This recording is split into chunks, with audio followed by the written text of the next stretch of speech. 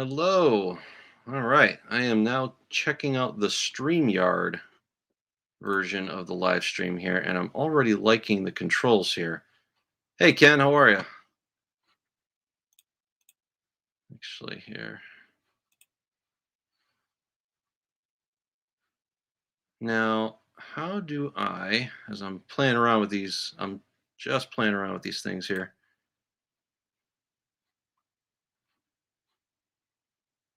You can invite, oh, there it is. Okay, so now you can go and do it here. Yeah, I agree, Ken. This is a lot better than YouTube Live. It's just got a lot more options. I'm gonna go and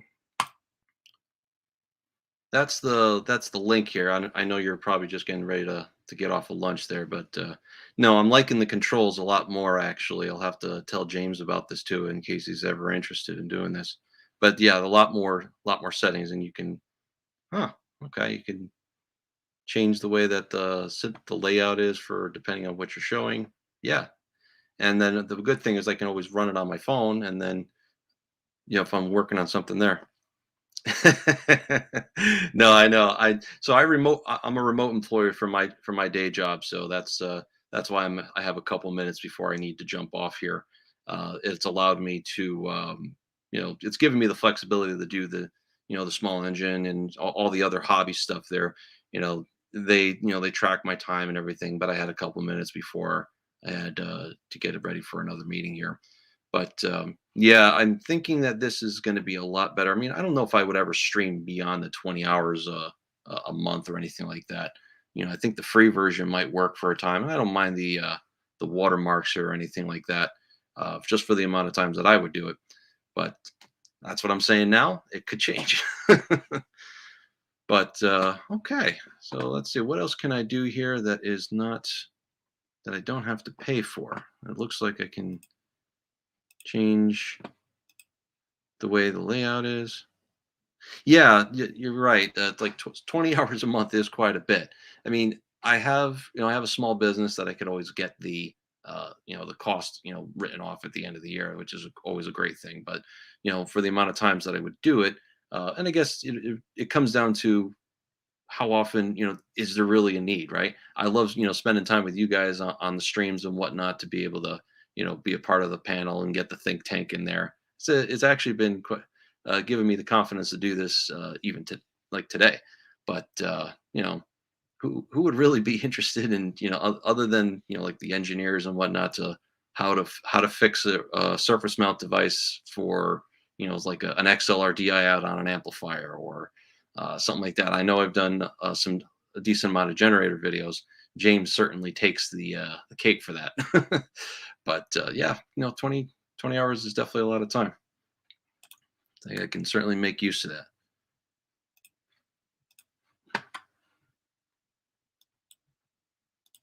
Yeah, banners, comments. Huh. Okay, I can see all the. Very cool. All right, let's see what else.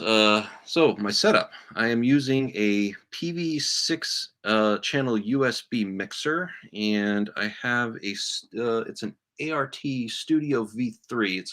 It's a microphone preamp, but it could also be used as like an instrument preamp too.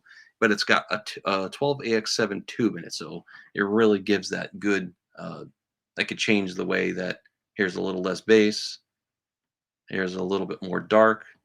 You can adjust everything uh, based on what I'm actually using it for. Like right now, it's flat. There's no EQ change.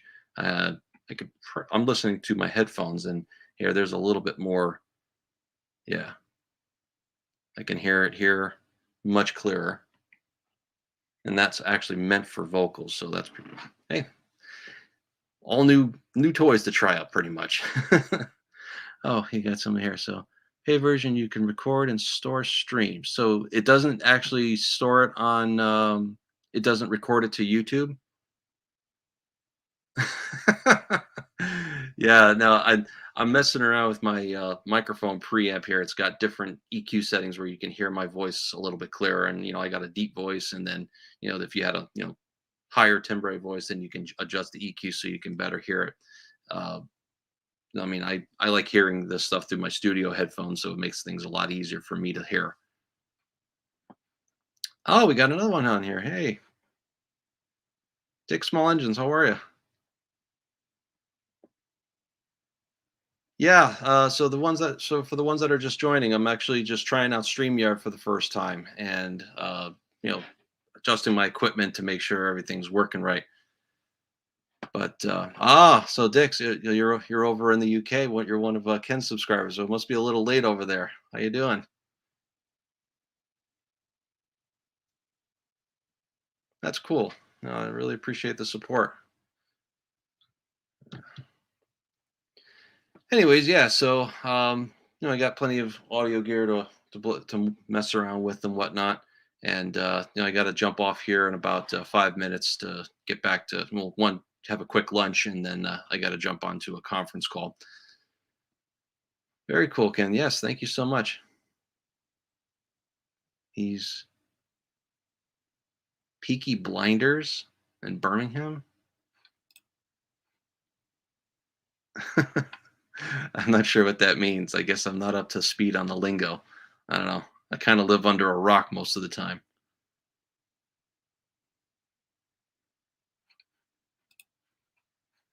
That's cool. So you can click on each one of the. That's really cool. You can click on each one and highlight the comment there. Yeah. I'm now in the driver's seat, so I get to check this out. Netflix, look it up. All right. I'll have to check on that afterwards. Uh, Yeah, my wife always makes fun of me. Is like, wait, you haven't seen that movie? What do you mean? I can't even go and put the reference on you. You can't even laugh to it. I'm like, yeah, but if it was like a cartoon or a Star Wars or something else, obscure, I'm sure I would pick it up, and she won't pick it up. She's not into any of that stuff. Yeah, it's a lot easier not being the host. I mean, you got to be the kind of the master of ceremonies and being able to kind of direct traffic and think of the next question to say to kind of stimulate the conversation. So I don't know.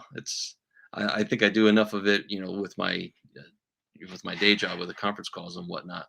But you know, it's when it's one way, unless you have someone else with you, it's a little tough. But yeah, so I think everything's working pretty good here. Um, yeah, so again, if anyone's else is interested, I'll be planning a more formal live stream here, and it kind of just I'll start off with one that is just open ended, talk about what do it live from the man cave. All right, yeah, I should actually go a little bit low tech without the microphone and whatnot. I know a lot of people have been asking about it. I had a video done for pinside.com. I'm into pinball machines too, and it's my wife and I have spent the last couple years, during the pandemic, when you're stuck at home. Oh yeah, a lot of topics. Every Pretty much every aspect of the man cave has a story. Whether it be how I got the popcorn machine, or how I got the snow cone machine, or just the entire Keezer build, for example. I'm still waiting on a beer to be finished. I'm waiting for the actual fresh vanilla beans. We made a s'mores beer, like which had graham crackers, marshmallows. Yeah. Yeah, no, I would love to have you come up here. You're not that far from me at all. I know gas is at a premium these days, but yeah, I mean, I would certainly have it down in the man cave. We have a 12-foot bar, and a funny story with that one.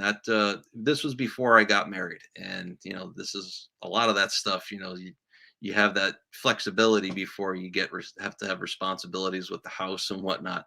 That 12-foot bar was actually a little bit south of me. They put it up there, I think, for like $500, and it's all made out of like knotty pine wood. It has a nice 3/4 inch thick uh, plywood up on top, but they stained it nice. Uh, they put like your hand rest, like your wrist rest. It's kind of like it's got the padding on there, and they only wanted $500 with. Yeah, 4 gallons away. Yeah, that's a lot. But yeah, so with that particular bar, it was actually inside a basement. was at the parents' house, and this guy is a truck driver, and he had, you know, he wasn't home as much because he was on the road all the time. Well, his parents were blowing out the back portion of their house. They were extending out the foundation to add an addition, and they wanted it gone.